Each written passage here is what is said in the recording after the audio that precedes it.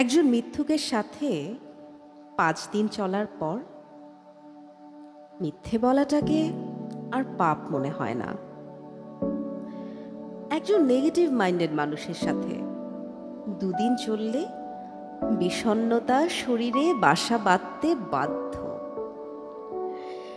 একজন লোভী মানুষ কি অনায়াসেই না শিখিয়ে দেয় লোভ করা কি সহজ আর সুখের বিষয়। একজন বিশ্বাসঘাতকের সাথে চললে দুমুখ সাপ হবার আনন্দ কি তা জানা যায়। একজন দুশ্চরিত্র মানুষ এক পলকেই শিখিয়ে দেয় চাইলেই কত সহজে প্রতারণা করা যায়।